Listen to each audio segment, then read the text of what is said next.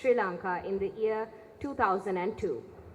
She completed a PhD in biochemistry in the year 2008, attached to the Memorial University, Newfoundland in Canada, and was a postdoctoral fellow at University of British Columbia in Canada during 2008 to 2010. Professor Charitha obtained the Research Excellence Award in the year 2020 for her significant contribution to research in the years 2018, 19, and 2020, and the Presidential Awards for the research published in the years 2003 and 2005. She has also been awarded several international fellowships. She has published more than 25 index journal articles and more than 40 communications in local and international scientific forums, including 2 patents. She has supervised more than 10 postgraduate researchers, including 4 PhDs. She has contributed to many national and international research forums as a resource personnel and a keynote speaker. Dr. Dulantha de Silva is the head of the Department of Surgery of the Faculty of Medicine at General Sir John Kotelawala University. He is a consultant surgeon and the head of the endoscopy service at the University Hospital at KDU. He qualified with the MBBS degree from University of Jayawardenepura in 2004. Subsequently, he trained in surgery in Colombo and at Christie Hospital Cancer Centre in Manchester. He holds an MD Surgery from the University of Colombo and is a Fellow of Royal Colleges of Surgeons of England and Edinburgh, and a diplomat in laparoscopic surgery from the University of Strasbourg. His interests include ERCP and peritoneal surgery for peritoneal carcinomatosis.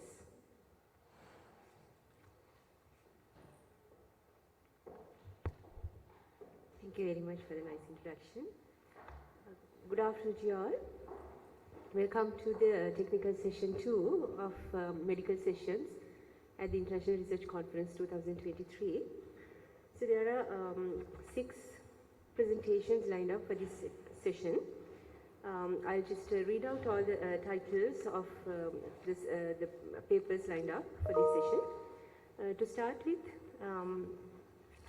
analysis of user needs to facilitate in designing a laboratory information management system for selected hospitals in Sri Lanka. There has been a switch of one of the papers from technical session 1. So this particular paper is listed under technical session 1 in program book. Then we have information security awareness and practices of systems administrators in state sector health institutes in Sri Lanka. Then as a third presentation, we have evidence of pediatric renal injury in farming communities residing in highly agricultural areas in Sri Lanka, a cross-sectional study with urinary biomarkers. Then we have emergent risk of subclinical renal injury within pediatric communities in the central highlands of Sri Lanka, a region where chronic kidney disease of unknown etiology is not documented among adults. Then as a fifth paper, breeding places and susceptibility status of Anopheles stephanes larvae for Temphus in Jaffna, Sri Lanka. Then as a last paper, we have imaging guided combined structure and coronary heart procedures in one setting for awake patients. Does it help save money and time in resources constrained health system without substantial complications? So those are the papers lined up for this session.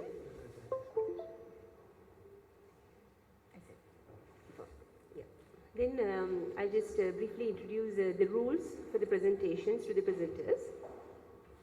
So you have 12 minutes for your presentation, and at the 8th minute there will be a red light indicated, and at the 10th and the 12th minutes there will be a bell rung once and twice.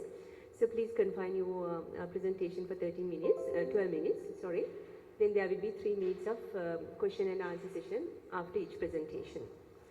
So let me first introduce the first speaker of this session. That is on the title, Analysis of User Needs to Facilitate in Designing a Laboratory Information Management System for Selected Hospitals in Sri Lanka. The authors are HHLK Fernando, NS Fernando, I Abeygoon and T Sahama. And Dr. Nana Fernando will be the presenting author. May I kindly invite Dr. Nana to present the paper, please.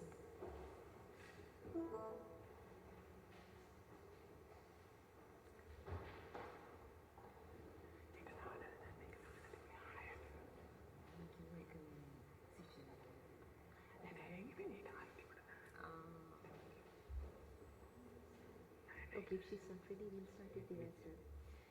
Okay, I think there has been a small change.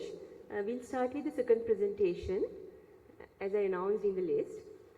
Information security awareness and practices of systems administrators in state sector health institutes in Sri Lanka. The authors are MDPN Gamage, GGAK Kulatunga, MDRN Dayarathna and P. Karunapema. Ms. Gamage will be the presenting author.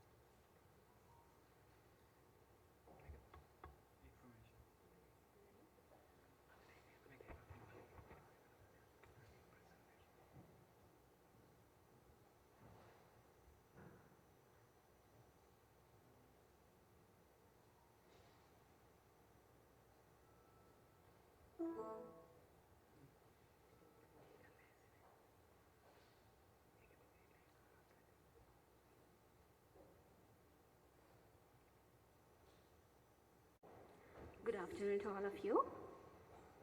First of all, I'd like to express my sincere thanks to KDU International Research Conference for giving me this opportunity to present today. So I'll be presenting my abstract on information security awareness and practices of system administrators in state sector health institutes in Sri Lanka.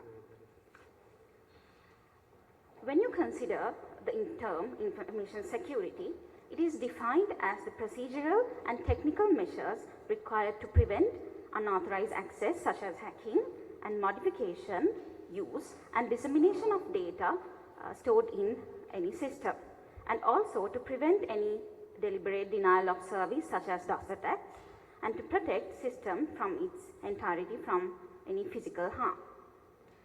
When you consider health information security, there are three aspects, namely confidentiality, integrity and availability, which we also call the CIA triad. Confidentiality is preserving authorized restrictions on information, and the integrity means preventing any unauthorized modification. Availability is preventing and enabling timely access of the information. And there's another term that goes in hand with these three terms, that is privacy. So the privacy means the right of an individual to control the dissemination, collection and process of his or her personal information. So when we consider the context of information security in Sri Lanka, there are several acts related to this. Electronic Transactions Act, Information and Communication Technology Act, then the Computer Crimes Act that describes all the computer crimes and the penalties related to that, the Intellectual Property Act and the Right to Information Act.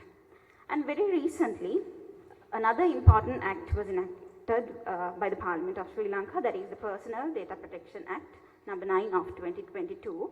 But while the study was being carried out, this act was not there, so we had to consider the above acts. So you can see all these acts, except the Data Protection Act, are more than a decade old.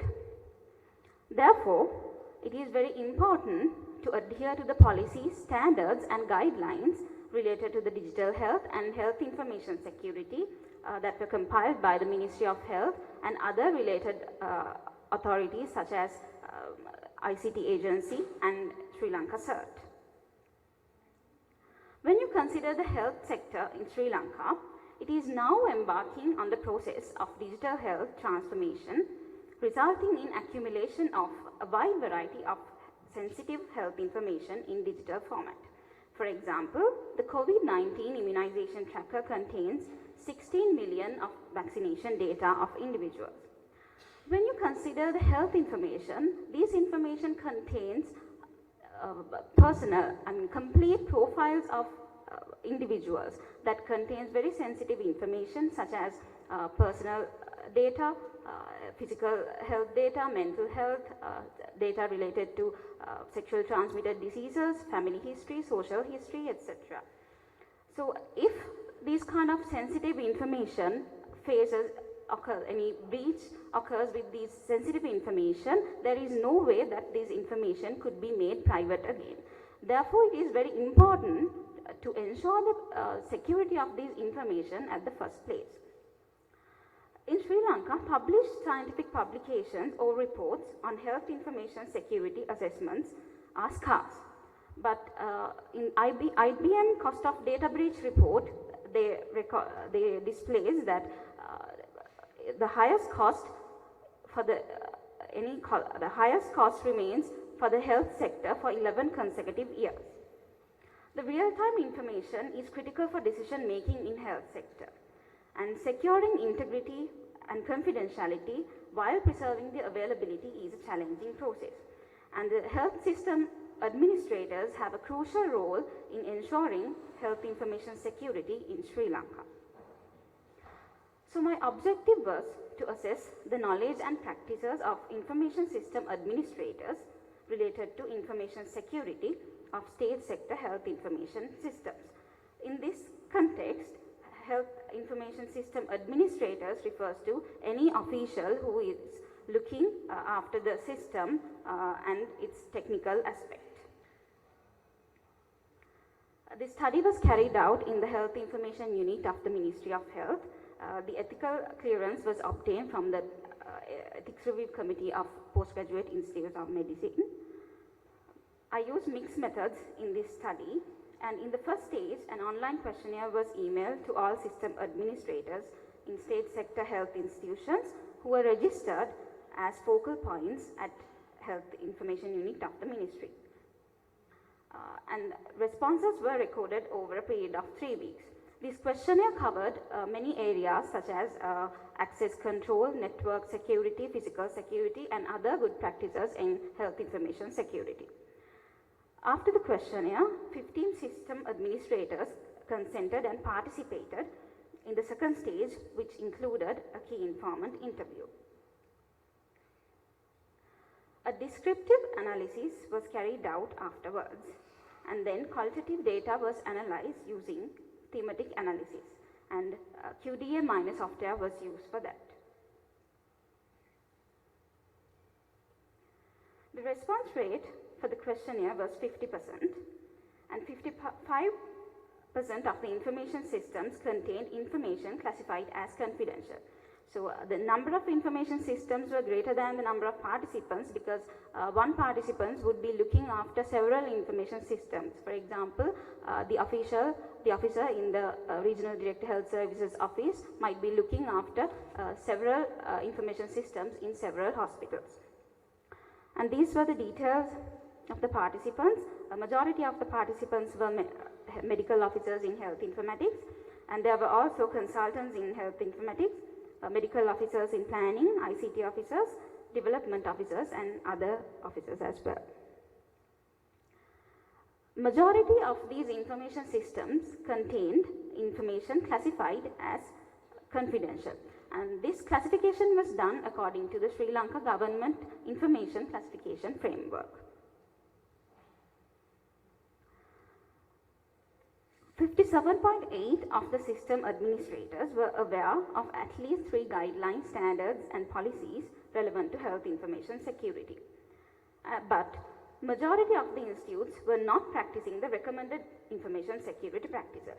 According to this graph, you can see most of them were aware of the National Digital Health Guideline and Standards, but less than half of them were aware of the minimum information security standards of Sri Lanka, which was compiled by Sri Lanka CERT, which was an important document for information security.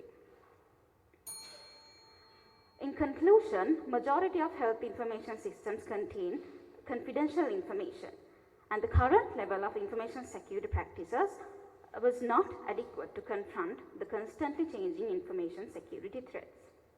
Therefore, it is recommended to enhance the knowledge and practices of system administrators in relation to information security guidelines, standards, and policies. And this will lead to secured healthcare delivery by ensuring confidentiality, integrity, and availability of information. These were some of the key references I used. And I would like to express my sincere gratitude to the Director, Postgraduate Institute of Medicine, Colombo, and the Board of Study in Biomedical Informatics of PGIM, the Health Information Unit of the Ministry of Health, and the participants of this study. Thank you, Dr. Gamage, for your very informative presentation. I now open the forum for questions from the audience.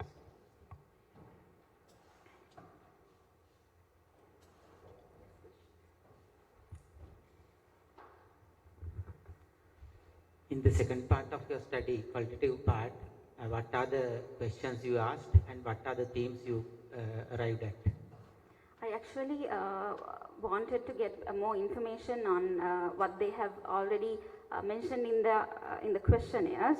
So I wanted to confirm and get their attitudes and their knowledge on health information security, and also the challenges and what are the barriers that they have to establish information security in their institutes. You have not presented those things? Yeah, I actually, mainly I focus on the knowledge of those participants mainly, yes. Can I just, any other questions?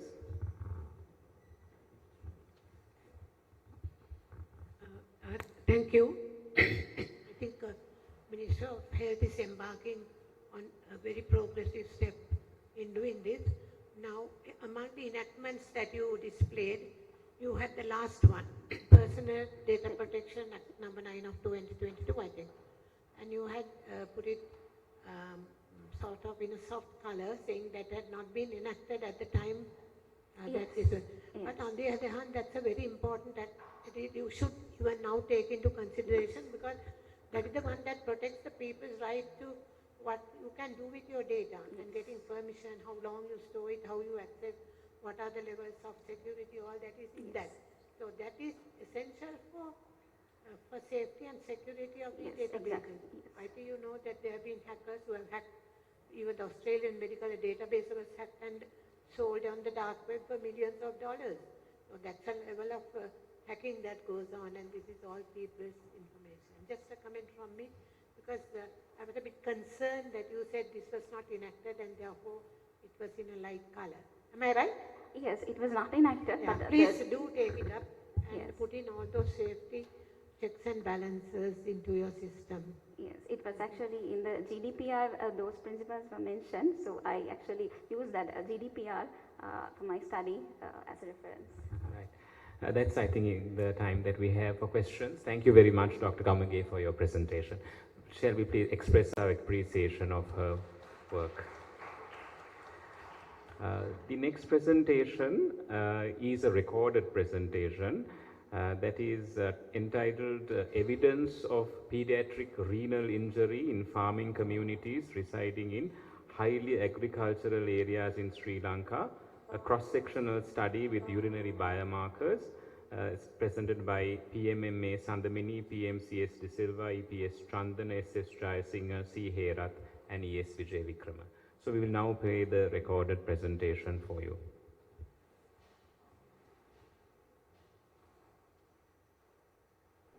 Good afternoon. Kidney injury. Kidney injury are one of the major public health concerns across the globe. Earlier, kidney injury were identified among the adult farming population.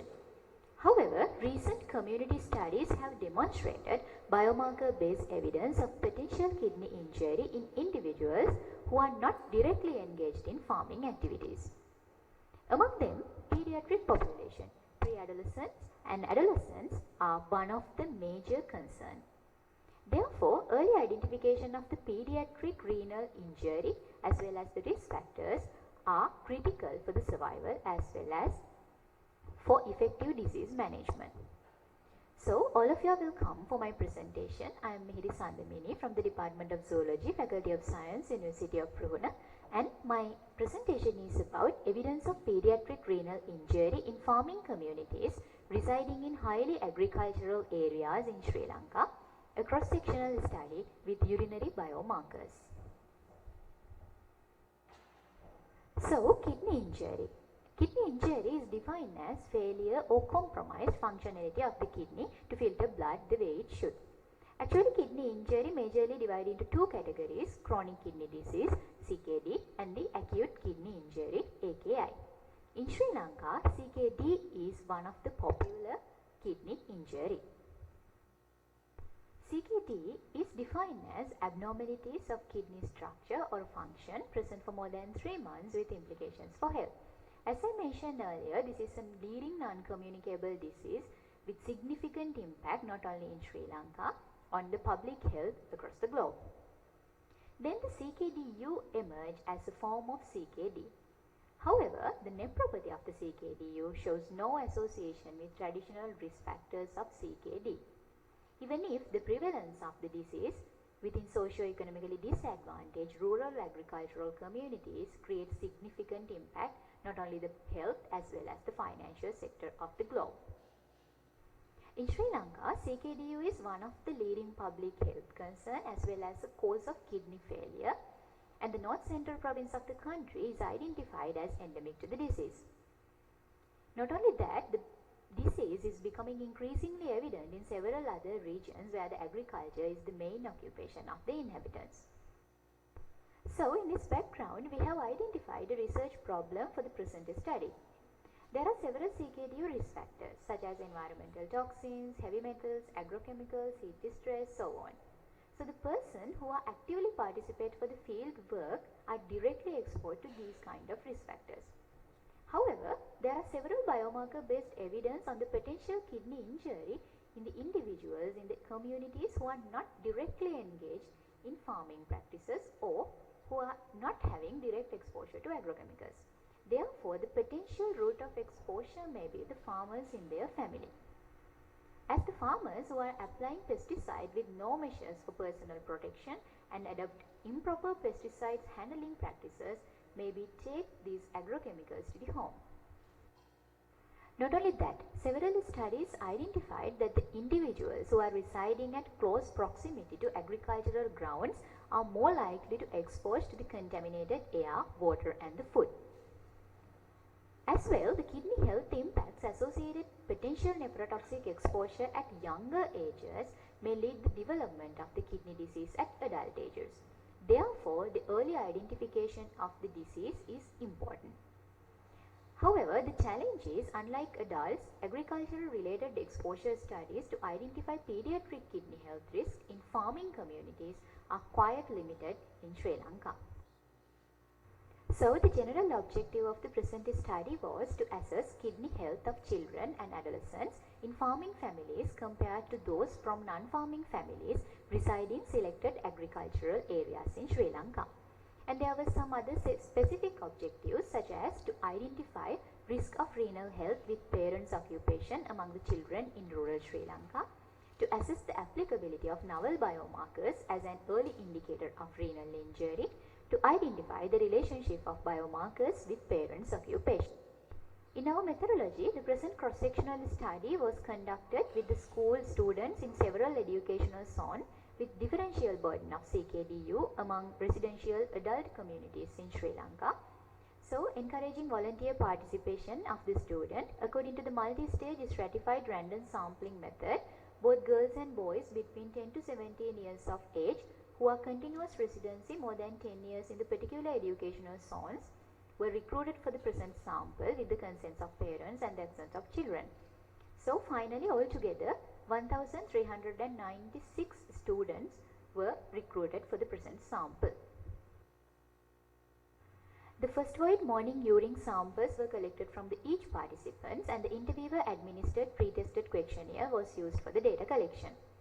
Each samples were analyzed for the creatinine and albumin by using automated clinical biochemistry analyzer. And the NGAL, KIM1 and the cystatin C biomarkers in each samples were analyzed by using enzyme-linked immunosorbent assay technique.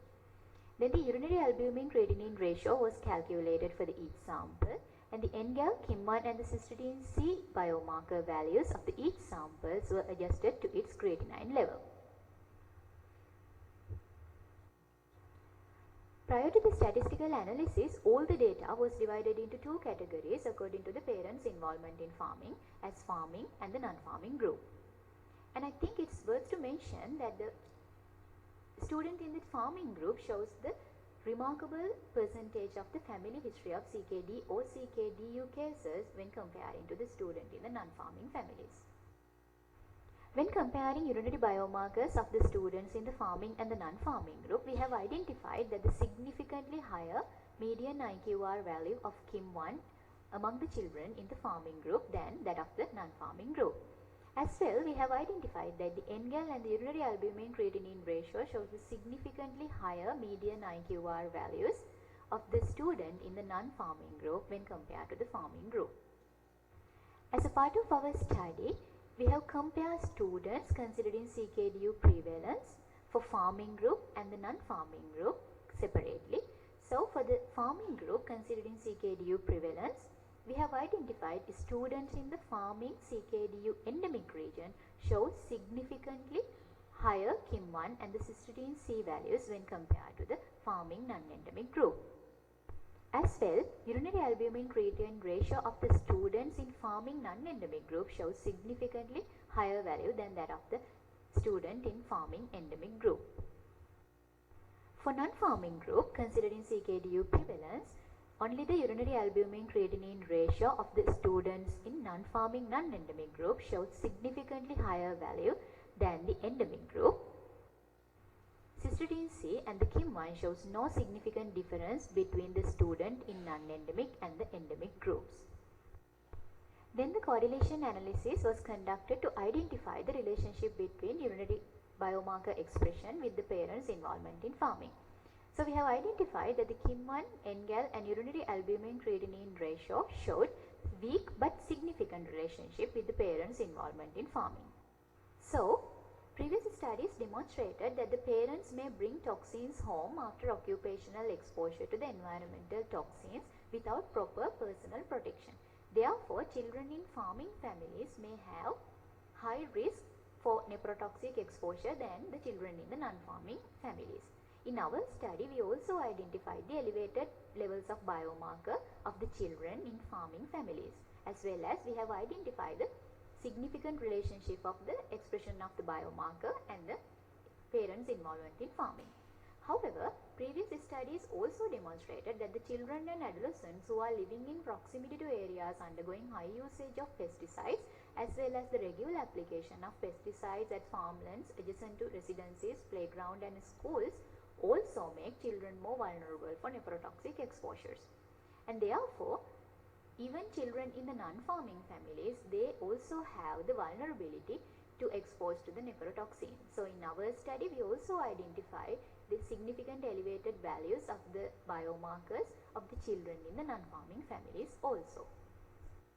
So finally, we can conclude that we could not identify any solid evidence to assume a particular risk of pediatric renal injury in families with livelihood of farming in highly agricultural areas in Sri Lanka. In the present study, we could observe significantly elevated cystatin C and KIM1 levels in participants from farming families residing in CKDU endemic regions. So, this is an important indication of potential risk of pediatric kidney injury in communities with high burden of CKDU in CKDU affected region. However, we have identified several strengths of our study. On our knowledge, this is the first comparative study on pediatric renal health with parents' involvement in farming in Sri Lanka. Therefore, this may contribute to develop effective renal screening setup. And there are several limitations in our study, as here we only present the baseline screening data and no follow-up, and we did not consider the different farming practices separately. So there may be substantial differences in exposure in communities with different farming practices.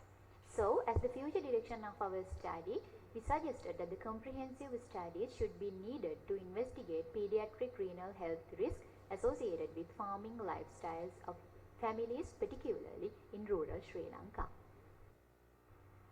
So these are the key references I have used. Finally, I would like to give my sincere gratitude for the remarkable support given by my Principal Supervisor, Senior Professor P. Mangala C.S. de Silva, and for all co-supervisors.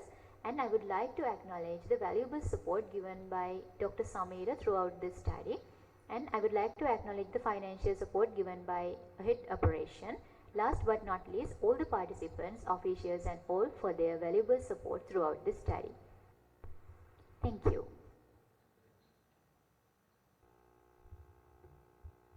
Since the presenter is not here with us, we'll move on to the third presentation on emergent risk of subclinical renal injury within pediatric communities in the central highlands of Sri Lanka, a region where chronic kidney disease of unknown etiology is not documented among adults. The authors are TD KSC Goonasekara, PMCS de Silva, EPS Chandana, S. Wijesinghe, C. Herath, S. Siribadana and N. Jayasundara. So we have Mr. Goonasekara as the presenting author. Over to you.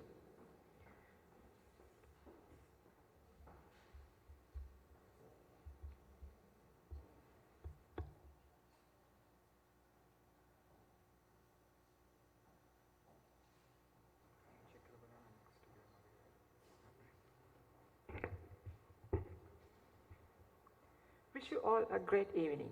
I'm really happy to have this great opportunity to share our research findings with this reputed scientific community. Just imagine if we can identify kidney diseases at earliest possible instances before they develop more serious complications. If we can interpret complex associations between different risk factors with kidney health, if we can take precocious actions to safeguard the kidney health of our young generations. This has been the key driving force behind our investigation for the past few years. Before we dive into facts, let me tell you some interesting facts about kidney diseases. As it is shown here, kidney diseases account nearly 5 million deaths across the globe every year. 850 million, nearly 15% of global population, are living with some form of kidney disease. Importantly, kidney diseases are going to be the 5th leading cause of death by the year 2040. In Sri Lanka, CKDU is the most recognized form of kidney diseases. Especially this disease is distributed within the dry climatic zone in Sri Lanka. So, this particular nephropathy was first identified in early 1990s. Since then, it has affected nearly 11 districts in Sri Lanka. The exact etiology behind this disease is yet to be clarified, but many studies have identified potential risk factors. Among these risk factors, some toxins, fluoride, water hardness, and some heavy metals, and many more environmental factors. So, scientists define this nephropathy as an environmental nephropathy. So, same as the adult in CKD endemic regions and also other regions, children are also exposed to these risk factors. So, we can't omit the fact that there's an obvious risk of exposure to these potential risk factors in these pediatric communities. So, here we see the disease mostly in the dry climatic zone. So, dry climatic zone is considered as a relatively high risk area in Sri Lanka, as the disease is not identified in the wet climatic zone and intermediate zone, especially in the central highlands. It is usually considered that this region is safe for kidney health. Is this true? Are the communities in these regions actually safe? So, our research question is there any risk for the pediatric communities who are residing in the dry, wet and intermediate zones where CKDU is not documented in adult communities? To proceed this study, we established 2 study groups, one from dry zone CKDU regions where CKDU is not available, and from wet and intermediate zone regions also. In these regions we could not identify established CKDU patient communities. So from representing these regions, we considered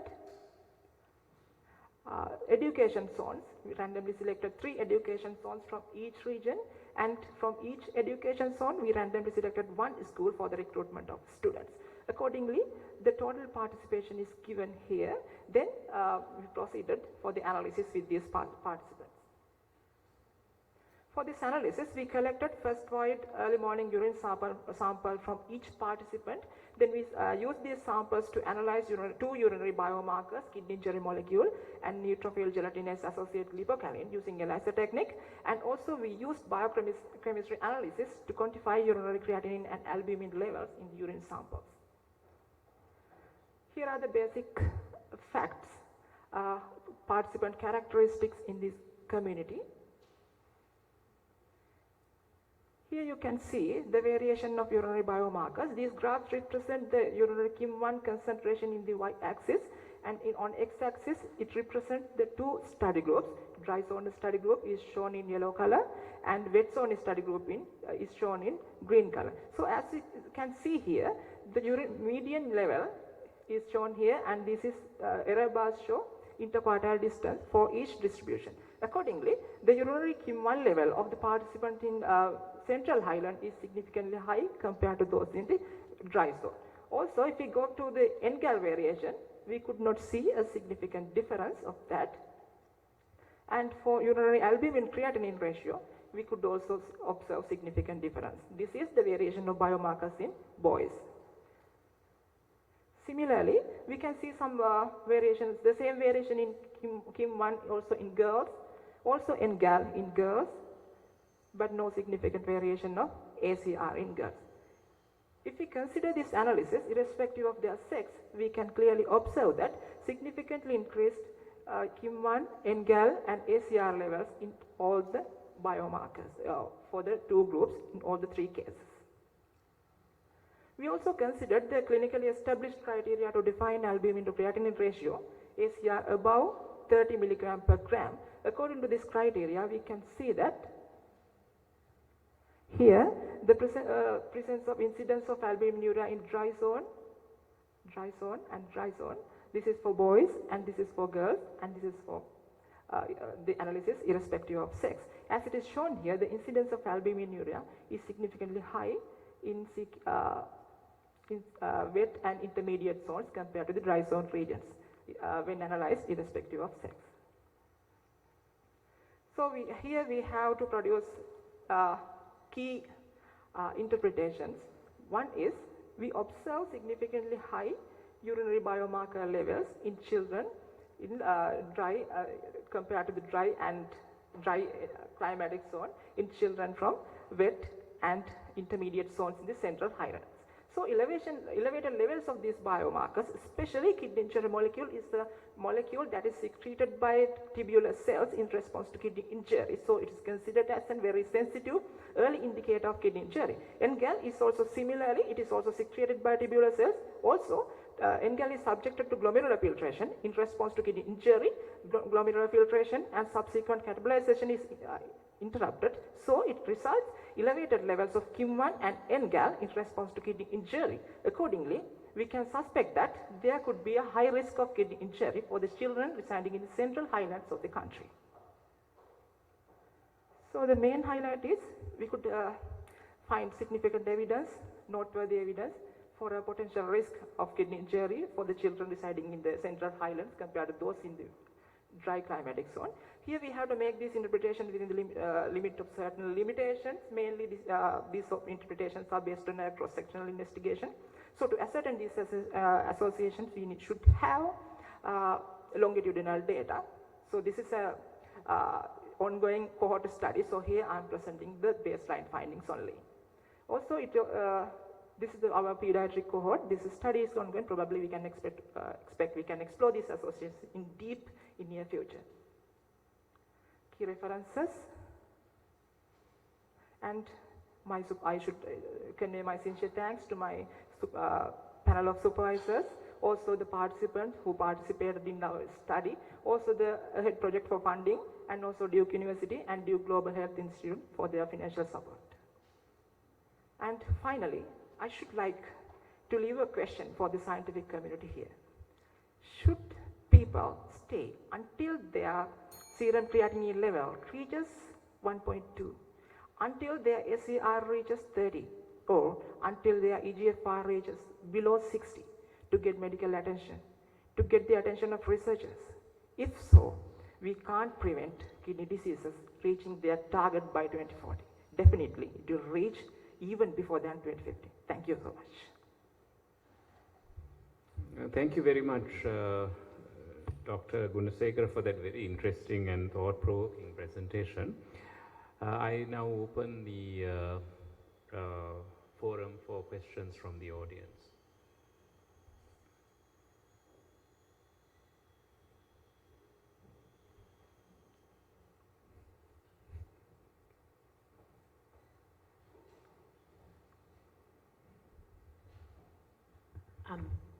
What is the age group that you studied? What age group did you study? 12 to 16 years old. The I was participant wondering age. why the pediatric word is used. Yeah, pediatric term, this term has many definitions. Some in Sri Lanka, some especially in clinical setup, pediatrics are considered as the children below 12 years. But according to some definitions, pediatrics, the term is defined as individuals who are less than 21 years old. So there are some complications, especially in Sri Lanka in medical wards. Doctors usually admit participants, some patients below 12 years. But in that consideration, we can say these participants adolescents. But according to the first definition, probably we can say they are pediatrics. To me, they appear as adolescents rather than pediatric. Anyway, just a comment from me. Your second one is a cohort study, is it? Yes, it is ongoing, but I just presented only the baseline. Did you get ethics clearance? Yes, we get the ethical clearance from the Faculty of Medicine, University of Renal. Okay. What you have presented is emergence of, what do you say, risk of subclinical. Is there any evidence of subclinical renal disease? Yes, clinically renal injury is defined, especially according to the definitions of CKD. It is defined as increased urinary albumin to creatinine ratio about 30 milligram per gram, and also declined EGFR below 60. So according to these two criteria, CKD and CKD, there are some established references for definitions for CKD and CKDU. But here we considered urinary ACR as the conventional biomarker. Accordingly, we could observe relatively lower risk. But actually, as I asked from you my last question, this is a clinical marker because it's also a late marker, because proteinuria is a late sign of kidney injury, because CKDU is also, it is almost non-proteinuric, especially at early stages. So in such cases, if we still adhere to this marker, urinary ACR and EGFR and serum creatinine, so we can't predict the actual risk. We can characterize, but the late stages, then we are too late.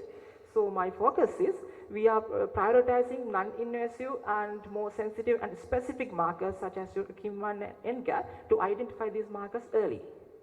Accordingly, we have our estimations that is around 2 or 3%.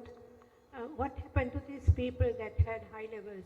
Did you refer them to pediatricians for treatment or care? Sorry, I cannot. Now you found people who had higher levels of various biomarkers. Yes. Were they referred to hospitals or pediatricians? Not yes. Pediatricians because they are overage.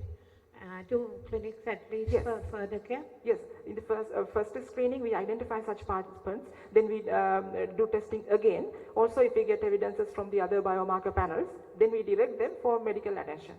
I think that's very important to say. The final question is, the word of pediatric communities is very confusing. You have used schools, and therefore it's not a community-based study. They are not pediatric school, pediatric age group exactly, so you have to define what the pediatric age group is. Yeah. So I would like to comment on those two factors of the use of schools, and it's not a community-based study. Secondly, the fact that you use pediatric communities, to be very sure that the age group is correct, especially in a publication. Yeah. Because people will access the paper they want by maybe the age group they are interested. Just some comment. Thank you very much. I think it's a very interesting study. Thank you very much for your constructive comments. Any other questions? one question I just want to ask you. Now we attribute these values to CKDU, but before we call it CKDU, have you actually looked at the glomerular nephritis, nephrotic syndromes, or other acute presentations? Whether they are likely to be the explanation for this background renal injury that has been seen there. What is the national average if you would take unselected 100 people? What is it like to have acute glomerulonephritis, in that population? That was my question. Yes, actually, in this cohort study, we had the baseline level. So, in the first phase, we identify high risk, the children with potential kidney injury. Once identification, we direct them for radiological examinations and probably for biopsies. So at this point, I can't exactly say about these detailed clinical complications in them. In this phase, I just highlight the potential risk because we have two strong evidences, KIM1 and NGAL, because KIM1 is a specific molecule and NGAL is also like that. Increase of KIM1 is a good indication of likelihood of kidney injury. Thank you. So basically, based on the results of your study, you are predicting that there is going to be an increased incidence of potentially CKDU in communities which are in the highlands compared to that in the dry zone agricultural areas. Is that the potential interpretation of your study? Yeah, based on these findings, we can conclude so. But we are having some also supportive data because we continue what are these factors, especially the identification of factors is important. So we collect water samples and some other environmental samples to determine their levels of some pesticide traces such as glyphosate and fluoride, water hardness and many more. So when we have a complete data set, probably we expect that we could have a better picture about this problem. Okay, thank you very much, Dr. Goonasekara, for that presentation. We will now move on to the next presentation. This is a presentation entitled Breeding Places and Susceptibility Status of the Anopheles stephensi larvae for Temiphos in Jaffna, Sri Lanka. This study is presented by S. Priyadarshani, R. D. J. Harishchandra, M. A. S. T. Fernando, D. I. G. Somavira and P. Ranavira.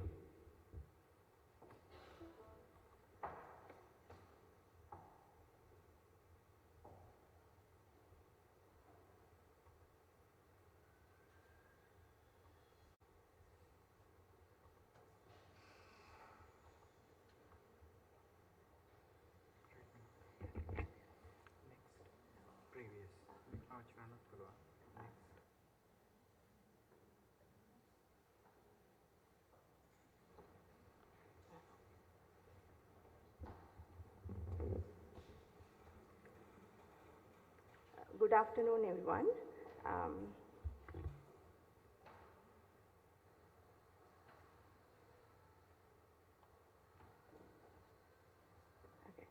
My study topic is breeding places and susceptibility status of Anopheles stephensi larvae for Temiphos in Jaffna, Sri Lanka.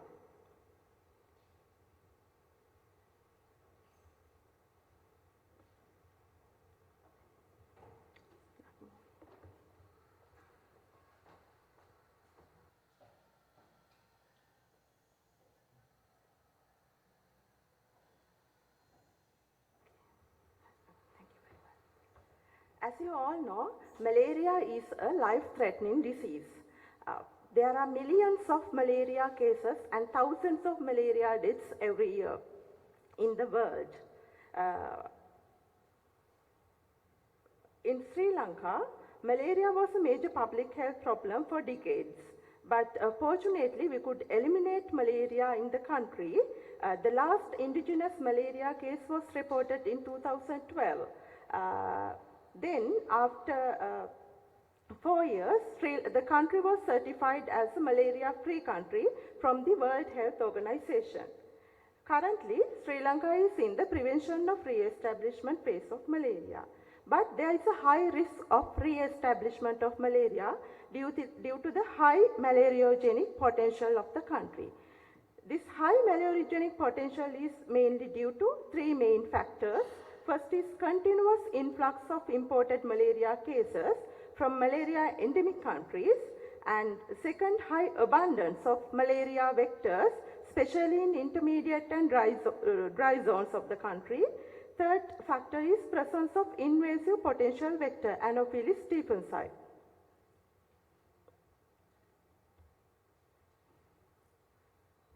In Sri Lanka, the primary vector of malaria is Anopheles creeris species. There are many potential vectors. Some of are Anopheles subpictus, Anopheles varuna, Anopheles annularis, Anopheles vagus, and Anopheles tessellatus. Anopheles stephensii is considered as an invasive potential vector. This invasive potential vector, for the first time in Sri Lanka, we have identified from the Manor Island in 2016. Then this vector spread to other districts in the northern province. And also then in 2018, Anopheles stephensii was spread to the Kalmuni region.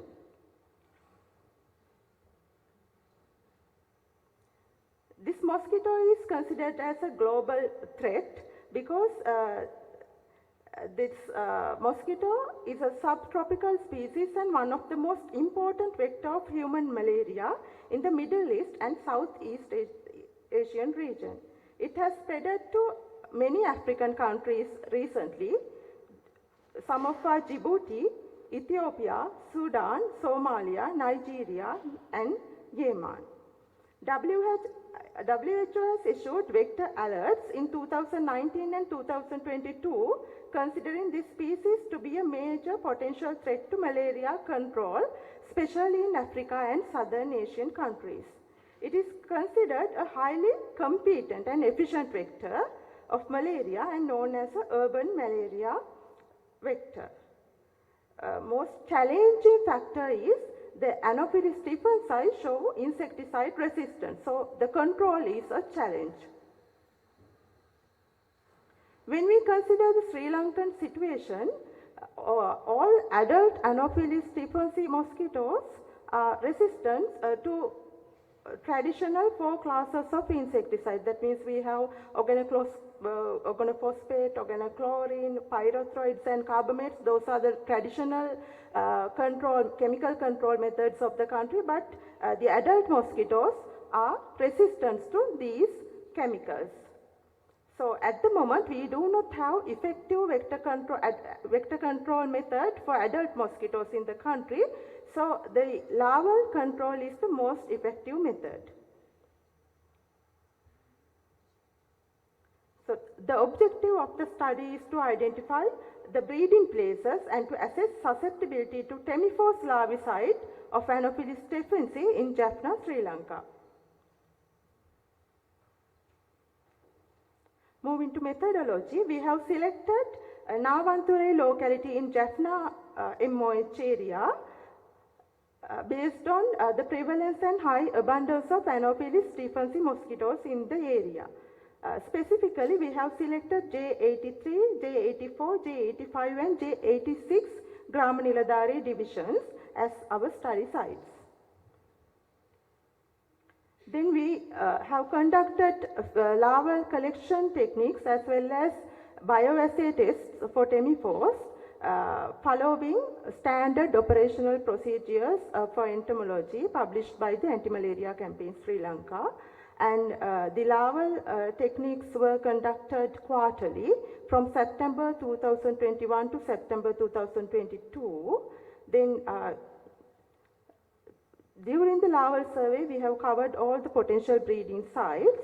The bioassay tests were conducted using WHO standard larval susceptibility test kits, and late 3rd or early 4th insta larvae were exposed to series of Temiphos concentration 0.03125 milligram per liter, 0.0625 milligram per liter, 0.125 milligram per liter, 0.25 milligram per liter and 0.375 milligram per liter. Each concentration was replicated at least 4 times. Simultaneously, 2 replicates of control were set up.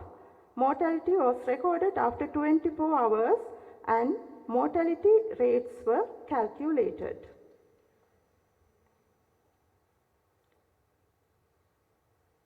So we have observed 8,661 breeding places in total in the study sites. Then out of that, 78 breeding places were found as positive for Anopheles stephensii larvae. So as you can see, we have observed wells, semen tanks and barrels.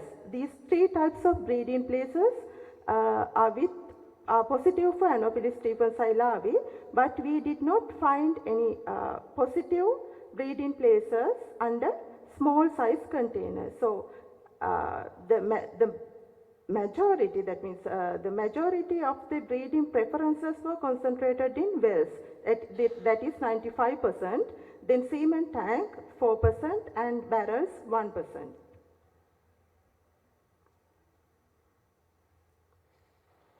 Then we have calculated positivity rate of different breeding places.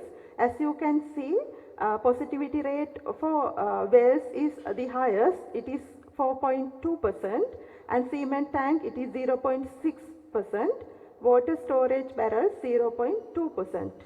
Positivity of Anopheles stephensii in wells was significantly higher than the other breeding places. So mortality of Anopheles stephensii larvae for temiphos, these are the concentrations that we have exposed Anopheles stephensii larvae, and we received different percentages of mortality.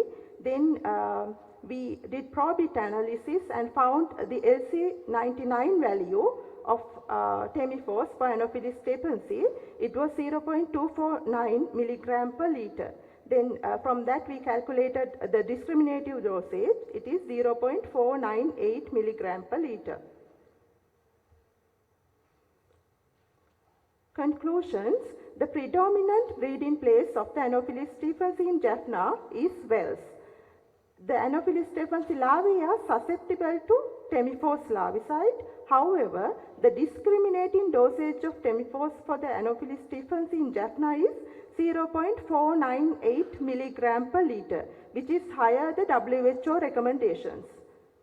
Hence, periodical monitoring of insecticide susceptibility is important in all localities where Anopheles stephensii present to early detect the insecticide resistance of Anopheles stephensii larvae. These findings can be used to design appropriate vector control programs to control Anopheles stephensii in Jaffna, Sri Lanka. These are the references I used in my study. I would like to acknowledge the Regional Malaria Officer in Jaffna for providing administrative support to conduct this study, and the entomological teams of ANCHQ for providing support in conducting field sampling techniques. Thank you.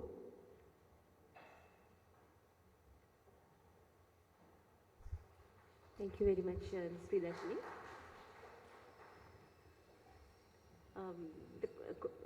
The paper is open for questions by the audience, please.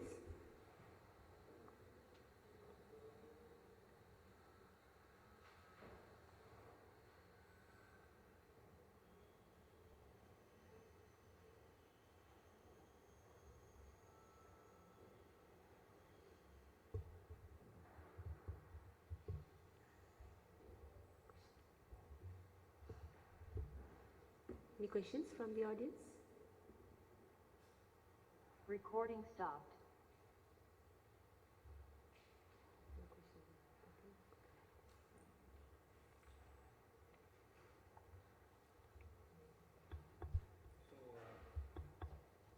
Ask a question then. Basically, what are the current WHO recommendations for temiphos levels for as a larvicide? For the field application, WHO recommends 0.25 milligram per liter. Yeah. But from our study, we found that the discriminative dosage, that means the concentration, exceed the WHO recommendations. At the moment, we do not have any, that means effective adult vector control methods, but the larval methods also, it show becoming resistance. So if transmission happen due to Anopheles stephensi, then we are in a struggle of finding an effective vector control tool. What about biological control methods? Are there any that can be used for? Yes. Biological vector control, it is, we have found that it is very effective, the larvivorous fish, but from that, in transmission situations, we cannot find fast actions from biological control methods. When the transmissions happens, chemical method is the most effective and the fast result can be obtained from chemical studies.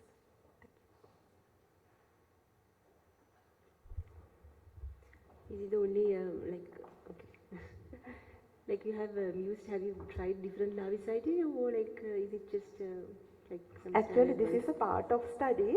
Now, as a continuation, we are studying pyroproxypan, which is a different mode of action. This is likewise, we are studying different larvicidal methods for Anopheles stephensi at the moment. Okay. Okay. Right. Thank you, Ms. Vedashini. Let's move on to, let's move on to the fifth presentation in this session.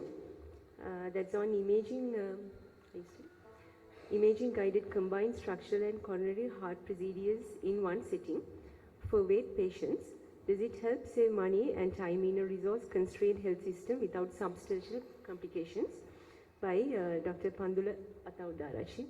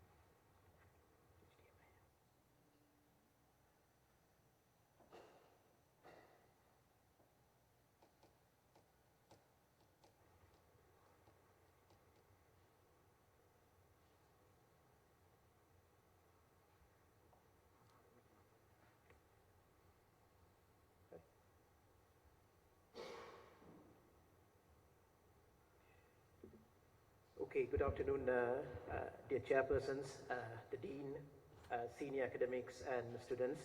Thank you very much for giving me an opportunity to present my paper titled Cardiac Imaging Guided Combined Structural and Coronary Heart Procedures in One Setting for Awake Patients.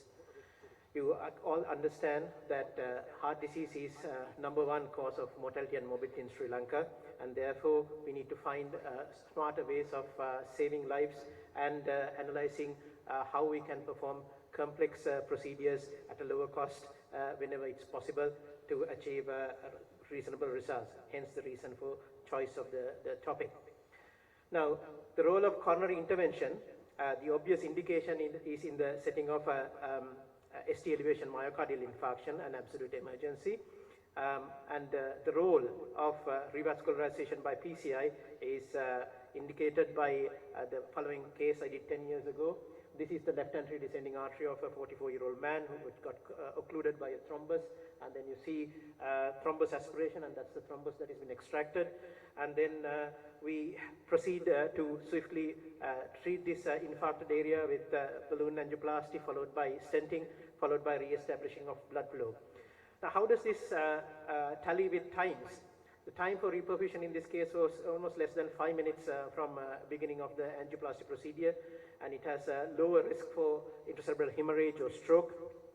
It gives a higher chance of maintaining vessel patency and good LV preservation. And I have followed this patient up for 10 years.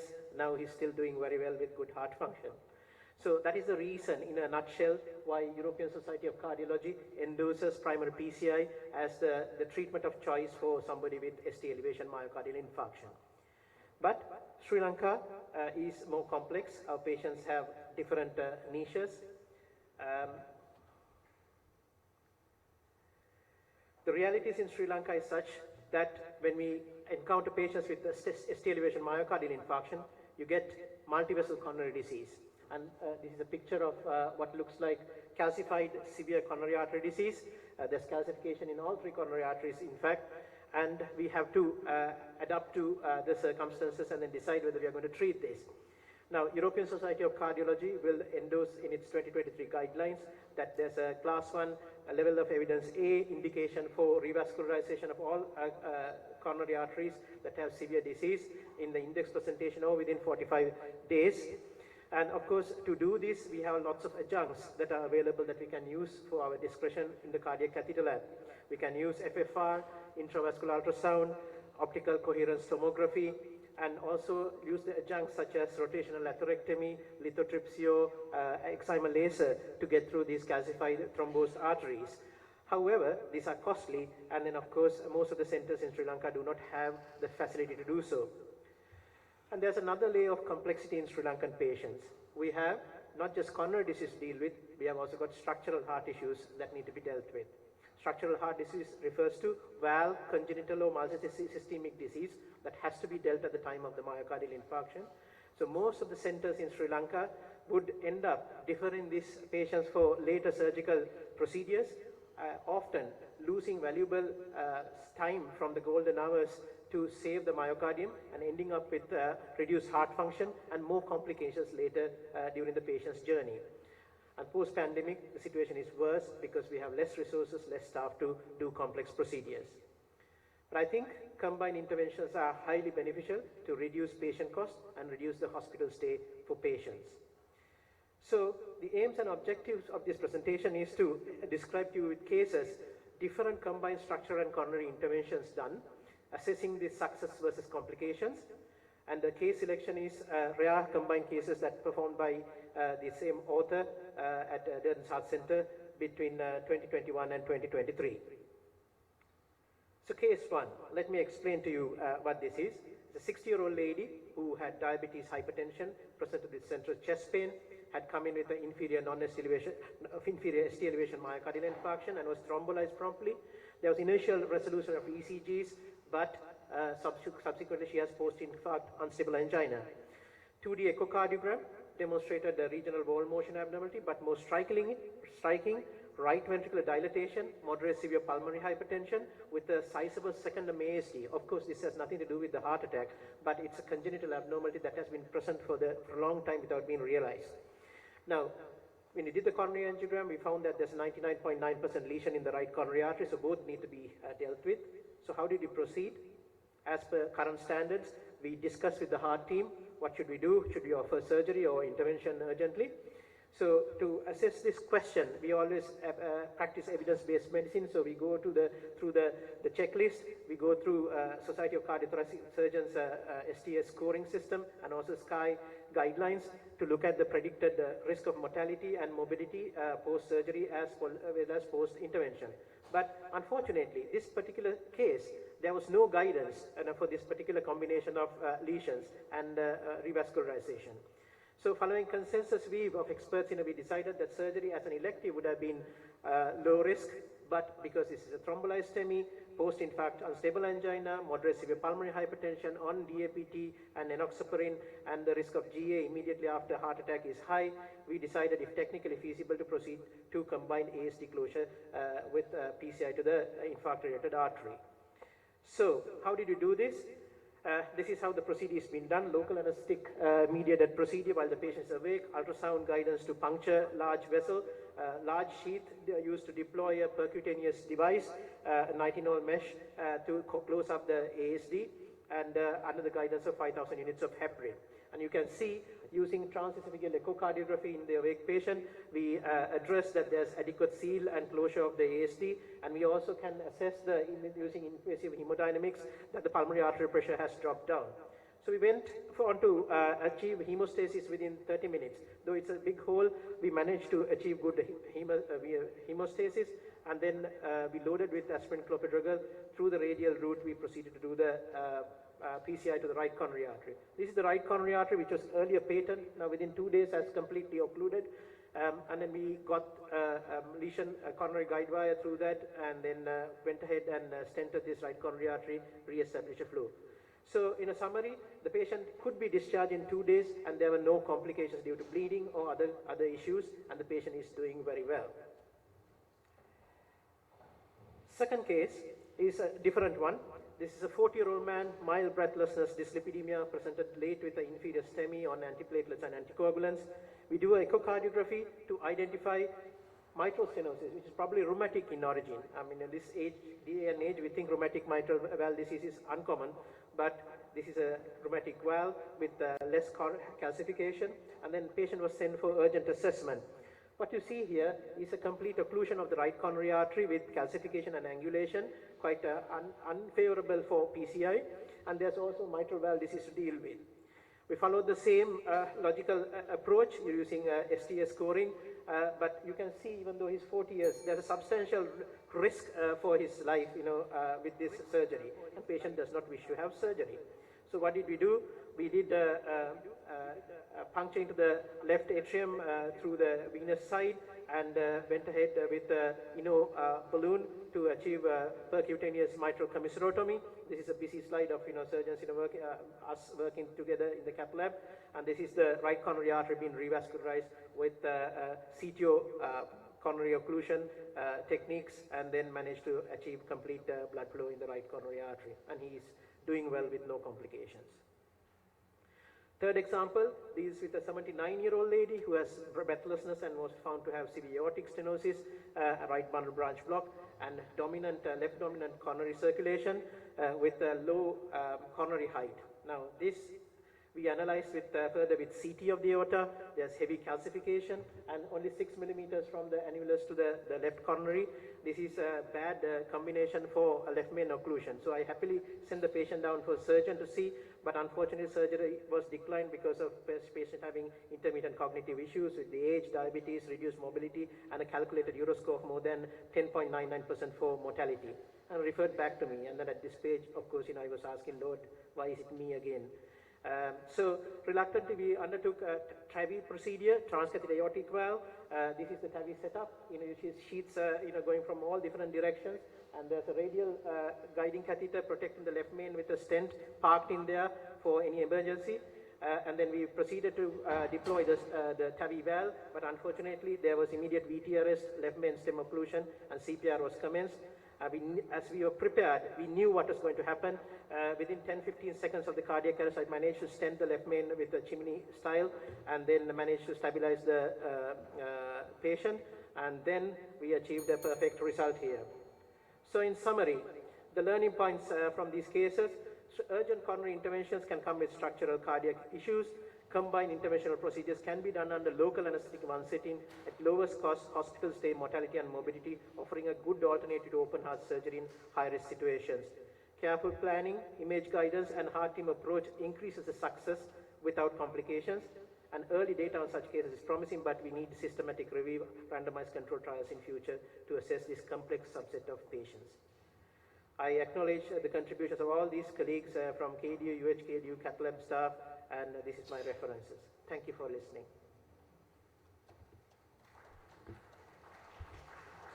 Thank you very much, Pandula, for that interesting presentation of your experience. The paper is now open for discussion.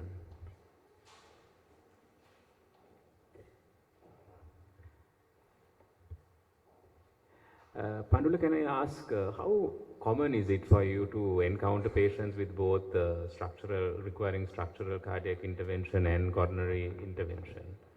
We do see a fair number. If you were to analyze at least maybe 100 patients, you might see about at least 15 to 20 patients having another second problem that is there. Some of them could be secondary to the coronary event. Now recently we had a teacher of mine who had developed acquired VSD on top of having had a necrosis of the interventricular septum. We also see elderly patients with aortic stenosis or mitral regurgitation, secondary mitral regurgitation due to MI. Those are the commonest ones. But seeing things like pulmonary hypertension secondary ASD not being detected, it's happening more frequently after 2023. I think because of the lack of follow-up with cardiology services and then a lack of access to cardiology clinics by and large because of the economic situation in the country. So they all end up, in all one pile. So the current standard of practice is to do this separately, or most of the patients would end up going to surgery. But as I told you, there's a concept of golden hour or golden day. For you, if you leave the coronary artery occluded for more than 48 hours, then there's hardly anything to be taken up in that infarct-related territory. The heart muscle is already dead. So you send the patient later for a surgery at a later stage means that you are essentially plumbing into an area that is already infarcted. So potentially you're not going to give the benefit. So the goal should be to open up the infarct-related artery, whatever means that is necessary, then send for surgery, which is the right thing many of the people are doing. But because of the complexities and hemodynamics and the support that system that is not available in Sri Lanka, a lot of people end up being deferred for surgery and then having bad outcomes. Right. Thank you very much, Pandula, for your very interesting presentation. We have one final presentation, and that is deferred from the morning session. This is the analysis of user needs to facilitate in designing a laboratory information management system for selected hospitals in Sri Lanka. The paper is being presented by HHLK Fernando, NS Fernando, I Abeygoonawardena, and T Sahama.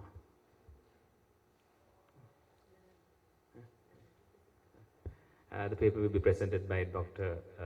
HHLK Fernando.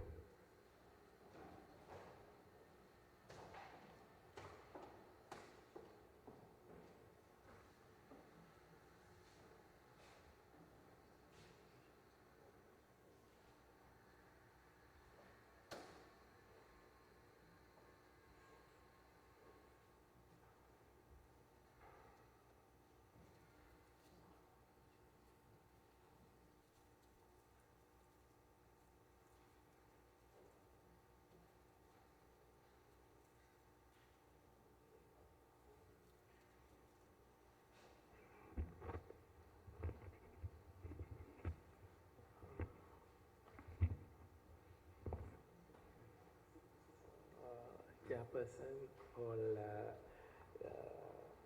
senior academia, my colleagues. So on behalf of ISRU, I am presenting the paper. Right, so actually this is a small situational analysis we did during last couple of years, and then we decided or thought of presenting to share some experience with all of you. So topic is analysis of user need to facilitate in the designing a laboratory information management system for some selected private hospitals. So nearly 35% of patient management is driven by laboratory informations, another reasonable amount from the radiology and then the clinical. And as we all know, the Sri Lanka is in the wake of digitization or the digitalization when it's come to healthcare, especially the radiology and laboratory information system. Because digitalization laboratory system help, to improve the patient care as medical the laboratory reports and the images and the radiology images which are essential for making clinical decision can be transmitted seamlessly between physicians and cases. So all are in the way of digitalization. Then we selected in this particular analysis, we selected laboratory information management system. And laboratory information management system is a system of a system integrating users, then the hardware, software, and whatever the analyzers plus patient records. So the proper LIMS, Medical Information Management System, serves as a relational interface, then the data exchange interface when it comes to the patient data and the laboratory analysis data, and sort of laboratory process automation system. So actually, even though we are in a process of digitalization, especially in the private sector, there are several challenges. One, we don't have, the exact user requirement with us. And the second fact, almost all private sector hospitals are using some foreign software. So we don't have, the Sri Lankan made proper LIMS at the moment. Almost all private sector laboratories are using Indian developed software. So when it comes to the process automation, so these foreign software actually they have developed either for a standard, international standard processes or whatever the country of origin. The processes user need requirement which are available and adapted in their own countries. But in Sri Lanka, especially in the private sector, processes are a little bit different and their user requirements are completely different from other countries. So then if such a, the foreign software is trying to implement, or if we try to implement such a software with to cater for our processes and user needs, there are always issues. So then after identifying this, we decided to design a functional specification requirement, set of functional specification requirement for laboratory automation or the laboratory information system to Sri Lankan private sector. So what we did, actually we adapted the TLP study design. So initially we met, we selected 4 private hospitals in Colombo, from Colombo and Galle. Then we met the laboratory managers, then the hospital administrators, and selected 20 stakeholders, from administrators, then the pathologists, then the procurement managers, then the chief laboratory managers, and so on, and the junior MLTs. Then we try to, actually what we wanted to do is get initial draft of functional requirement from them. But first discussion which we held with, these stakeholders gave us, the different message, because most of them didn't have any idea about a proper laboratory information management system. Then what we changed our approach, and what we did, we demonstrated, a standard LIMS showing the features, and then we asked them to study the whole system and spend 2 weeks or 3 weeks after that to give their requirement. So initial set of requirement we obtained in that way. So after that we categorized them, and again we did 20 odd small group discussions, and then the small group discussions and in-depth interviews, and finally came out with whatever the functional specification requirement. After conducting 3 cycles, we realized that no more new ideas or the requirements are coming from whatever the participant, and then we ceased the research, the study, and organize whatever the requirements. So the results, what we gathered actually, there were more than basic 100 requirement, 100 items in the requirement list, and we organized them in 5 layers. First one is the data layer, which directly deal with whatever the data. So data capturing, data sorting, data processing, and data sharing. Then categorizing data into the functional themes. So this particular data we have, according to their requirement, should be catered in different ways.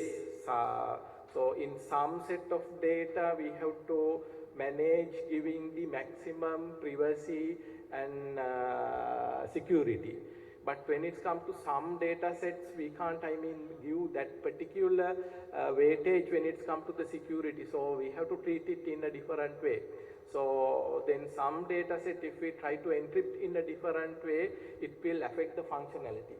So what we did according to the requirement, we categorize the data into functional themes. They are patient identification, request or test ordering, sample collection, sample receiving, sample management, issuing and publishing reports.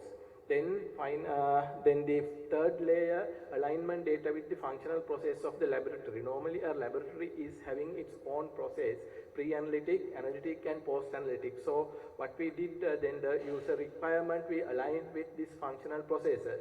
Then integration with the other system.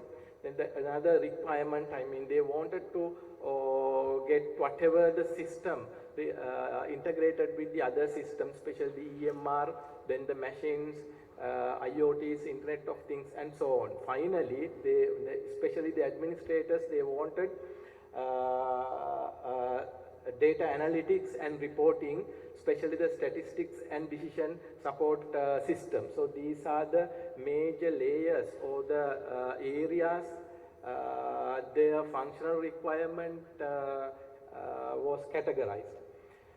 So anyway, finally we designed a small framework.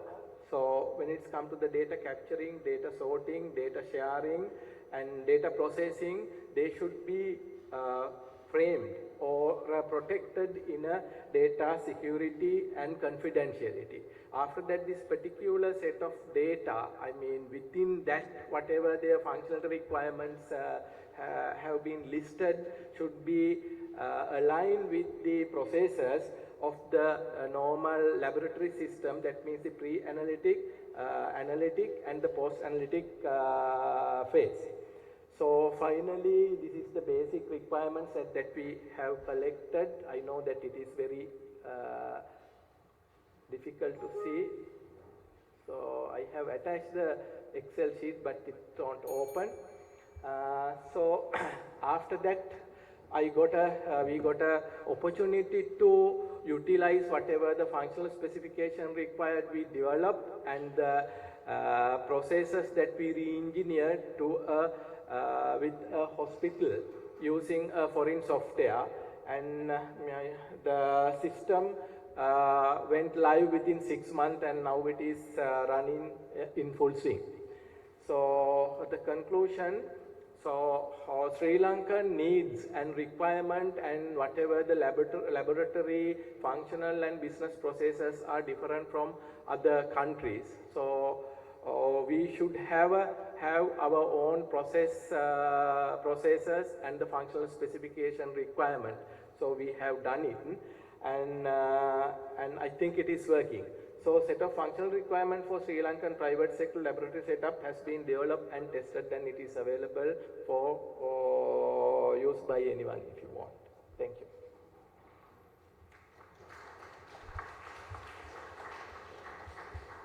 you. Thank you very much, Dr. Fernando.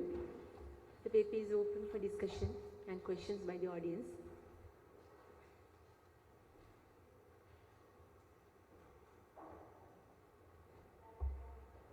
Sure.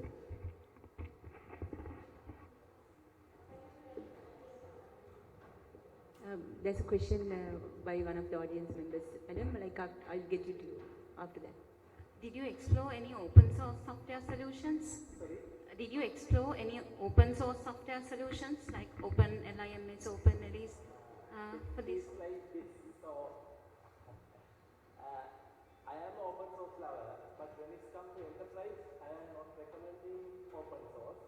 So I did this particular study for private sector. They don't want to use open source because no one is there to give you support when time to come. So you can test, you can use for your this thing, but in enterprise, private sector, they don't like. Prof. Dayarathna can ask. Yes. It's running in one hospital in Gold, private hospital in Gold. In private hospitals, okay. It doesn't matter where it runs. Is there any safety and security established for these databases that you have? Because these carry people's data, person's information, things related to your health, whatever you find in lab findings. That's my question. And different kinds and layers of security for different people access, because somebody can publish everything. Yeah. Number two is this.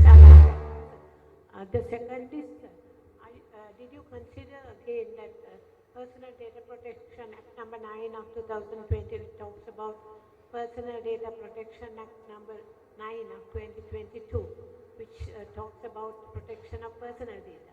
So if my data goes into a database, we need to ensure that under the Act, and there are, I don't know whether there are regulations, but duration, storage, who has access, security, etc. Just two questions, simple questions from me. Thank you. Okay, madam. I will answer this question, but when it's come to users, their concern on data security and privacy is in a different scale. For example, health administrators. During our analysis,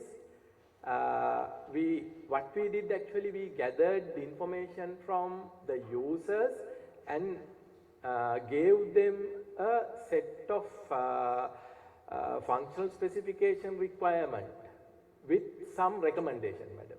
Then according to the recommendation, yes, we suggested to treat whatever the data according to the Sri Lankan government rules and regulations. So we have Information Act. Then we have a data security framework where we are categorizing the data security, and then we have e-health policy guideline where they are putting some standard also. These are the three documents we are having. So whatever said and done, users doesn't have much concern and idea about the data security, the encryption level that they have to use, and so on. When it's come to administrators and the lab managers, rather than thinking about the data privacy and data security, they are, think about the functionality and the system usage. So these are the things. Anyway, madam, when it's come to this data, there are two sets within the EMR data or the health data. One is the PHR, personal health record, and then the EMR, which belongs to hospital. So we are giving recommendation, but whatever the adaptation up to the administrators and the hospitals.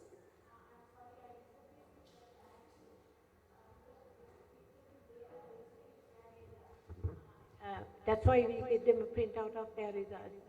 And also, if information goes in, the user administrators can have access and use it to an extent. But that does not mean that the people who have given the blood or whatever it is for the lab test or whatever has given the organization full control or full authority to use it as it is. So that is why you need to ensure that you have checks and balances regarding security. And I also, sorry Lion, I also disagree that all those are being looked at if you don't look at the 2022 Data Protection Act number 9. Because in other countries, as you know, when in England, Australia, when we go, they give you Data Protection Act and say under these we collect your data. So then we are informed. So I'm sure if to go ahead, people may not know, but that is not a reason for us to ignore it. No, madam, it is like this. No, so, I heard what you said. I understand what you said, but I am expressing a different opinion in this. Yeah, that's all. So, actually, you suggested the correct thing, but government should impose whatever the rules, regulation and laws, pressing these administrators and the users to use whatever the security policy and the security framework. That is not happening. This is not in our hand. What we can do is suggesting. We can recommend, but implementation is by the government.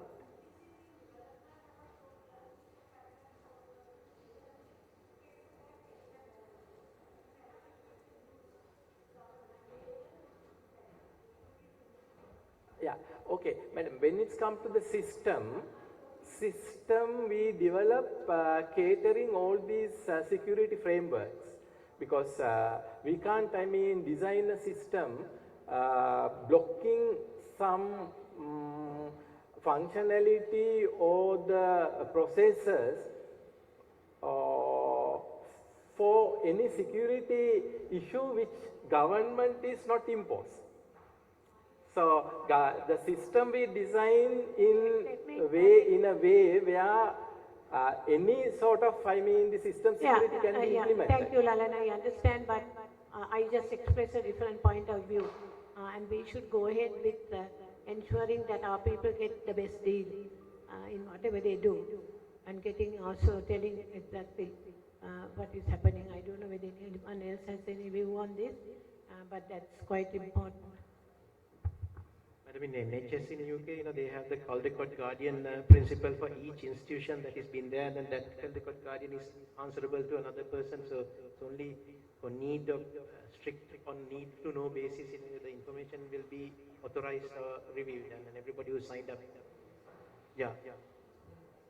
Actually, this sort of, decision to be taken by the government. There should be a body, because we have not yet segregate our personal health record from the electronic medical record. Then the personal health record should be treated in a different framework of security.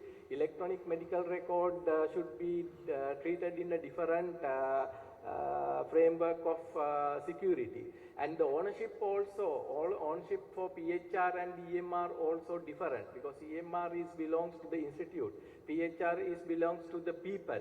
So these are the international guidelines for segregating and treating data. But in government, in Sri Lankan government, no guideline, no rules, no regulations. Then we can't do anything other than developing the system for cater for anything.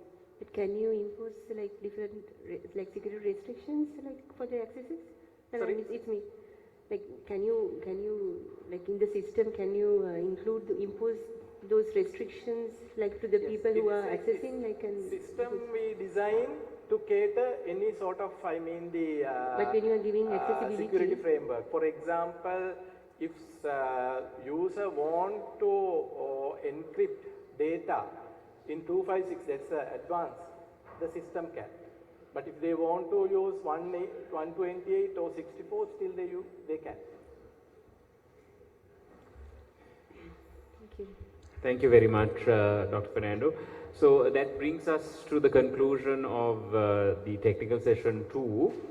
And we have heard from 6 presenters on a variety of different topics. We had 2 presentations related to information systems in hospitals, our first presentation and the last one, and both the audience as well as the presenters looked at the issues of information security, which is one of the most important aspects of an information system within hospitals, because data that we provide, our personal data, needs to be secured as completely as possible. And that is an issue that has been explored by the first presentation, where they looked at the information security awareness and practices of health administrators, and the authors have concluded that this needs further controls and further awareness among them, and that it was not satisfactory. Then we looked at two presentations looking at pediatric kidney injuries. The first one, which looked at the presence of pediatric kidney injury in farming communities in agricultural areas. The other looked at a subclinical injury in an adolescent group cohort of patients in the Central Highlands, and raised a red flag regarding the possibility of chronic kidney disease being present or developing in the future in this community, which was not known to have had disease previously. Then the fifth presentation looked at the emerging threat of the Anopheles stephensii mosquito, which was recently detected in Sri Lanka, and being an urban vector of malaria is a very significant threat to our status as a malaria-free country. And they looked at the larvicidal ability of Temifos regarding the action on the stephensii larva, and looked at ways of controlling this. And finally, we heard from Dr. Pandu Thawdarachi regarding his experiences in the use of both combined structural cardiac interventions and coronary heart interventions in awake patients, whether they are a useful way of managing patients, particularly in resource-constrained settings. So that is the end of the presentation today. I would like to thank all our presenters for sharing your research and experiences with us. Charitha, you have anything to add? All right. So that brings us to the end of this session. Thank you very much. Ladies and gentlemen, we have come to the end of the second technical session, which was indeed very informative. I cordially request the chairs, Professor Charitha Goonasekara and Dr. Dulantha de Silva, to hand over the certificates of participation to the presenters. Dr. MDPN Gamage, PMMA Sandamini, Dr. TDKCS Goonasekara, S. Priyadarshani, Dr. Pandula Thawdarachi, Dr. HHLK Fernando.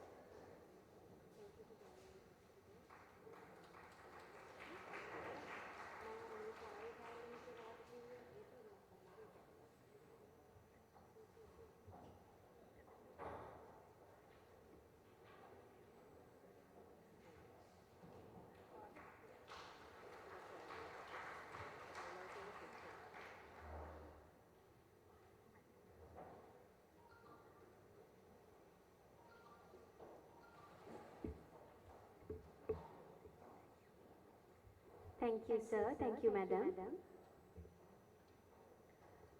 On behalf of the organizing committee, we would like to thank Professor Charitha Goonasekara and Dr. Dulantha de Silva for chairing this wonderful session. I cordially invite Dr. Ranjit Ellawala to hand over the tokens of appreciation to the chairs.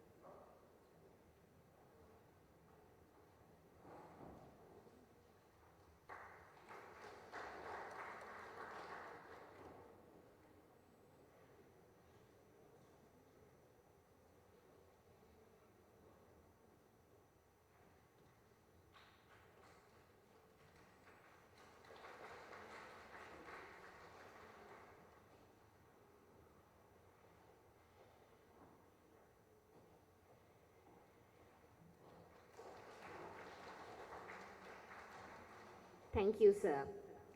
With this, we conclude the second technical session of the 14th International Research Conference of General Sir John Kotelawala Defence University. Please note the poster presenters have to collect their certificates from the registration desk downstairs at the Faculty of Medicine. And now, to hand out the awards for the best oral and poster presentations, we would like to call out Senior Professor Susirit Mendis.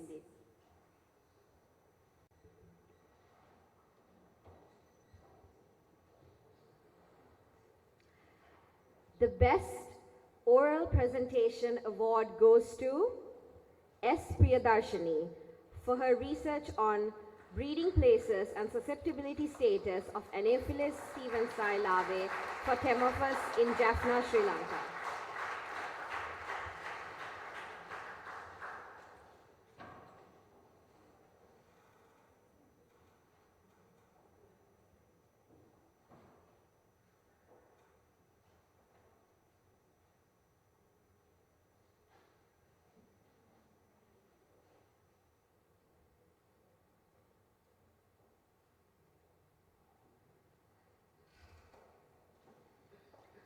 The Best Poster Presentation Award goes to PASD Jyotipala for the topic Psychosocial Climate of the Sri Lanka Army in relation to burnout prevention, a qualitative study.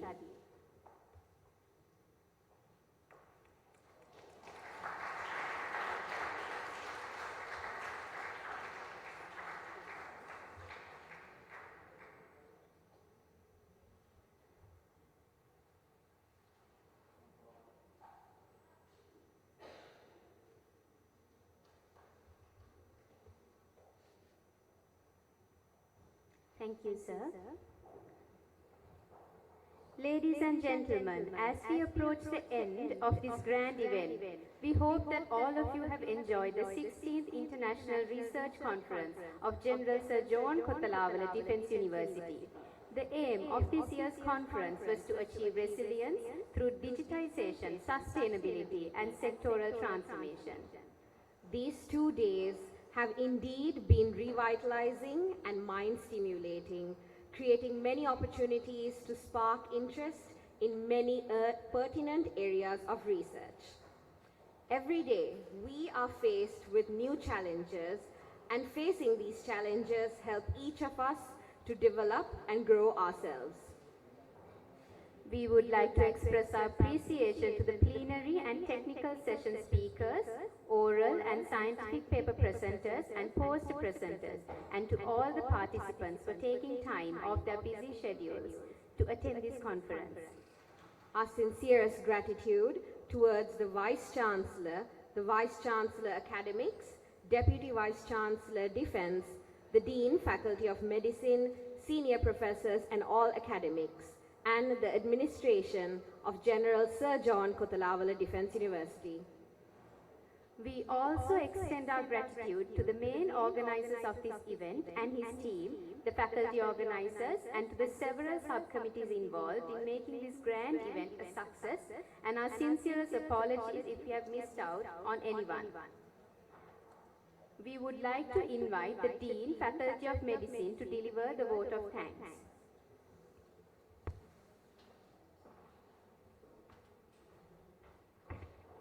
Thank you very much. I think you have done my job already, so there's nothing much to thank. But as you know, this is the 16th time the KDU has hosted the International Research Conference, and it is the effort of so many hundreds of people. So as the Dean of the Faculty of Medicine, on behalf of the Faculty of Medicine, I must thank all of them. I will start with the researchers who submitted their research presentations for presentation today. So as you know, we have received over closer to 650 submissions, and we have selected over 400 for presentation throughout the faculties. And so first, I must thank all the researchers who have been with us right throughout. And starting from the top, I must thank our Vice Chancellor and also the former Vice Chancellor who have been guiding us throughout, and the Deputy Vice Chancellor, Defence and Administration, who has been behind every organizational activities, and also the Deputy Vice Chancellor, Academic, who has guided us through the academic process, and all the team members of all the subcommittees of the IRC organizing committee. I must thank especially the Director IT, the mess manager, CO administration, and the adjutant of the KDU, all those who have been supportive of organizing these activities.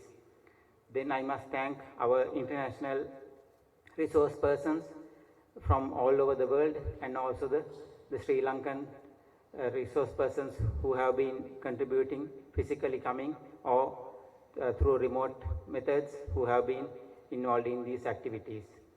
Then especially I must thank the Faculty of Medicine staff, the senior academics, all the academic staff, the non-academic staff, administration staff. Especially I must thank, I think by name, Sanjeeva, who has done a marvelous job in looking after the IT issues where we didn't have any hitch. So thank you everyone in supporting this endeavor, and we have a lovely atmosphere in this hall with a lot of flowers and pictures there.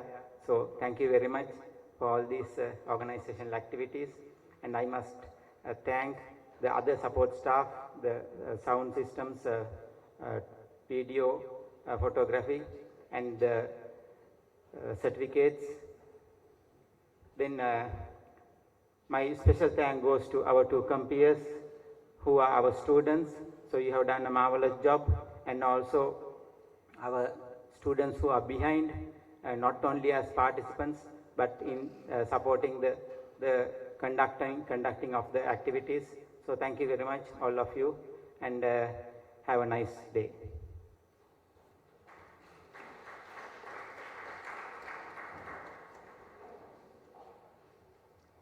Finally, we have come to the end of the International Research Conference for the year 2023. We hope that each and every one of you enjoyed and broadened your knowledge as much as we did. Thank you for joining with us. Kindly rise for our national anthem.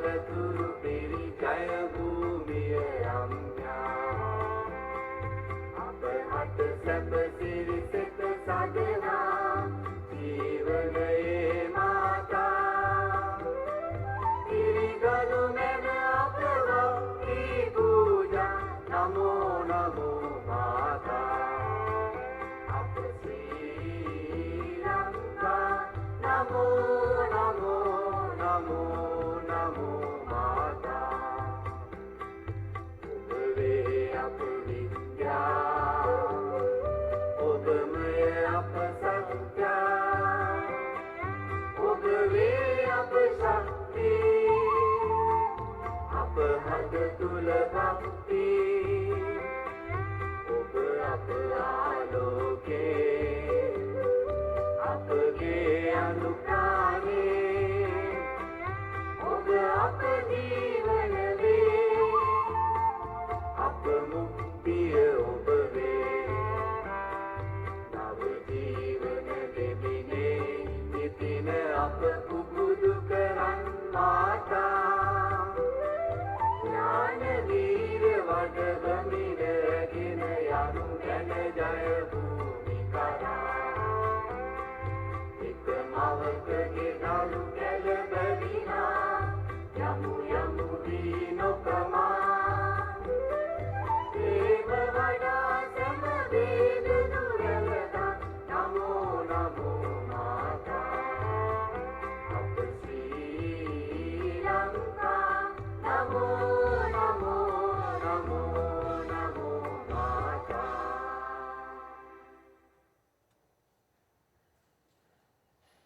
Join us for tea downstairs at the cafeteria, and please have a pleasant day. Thank you.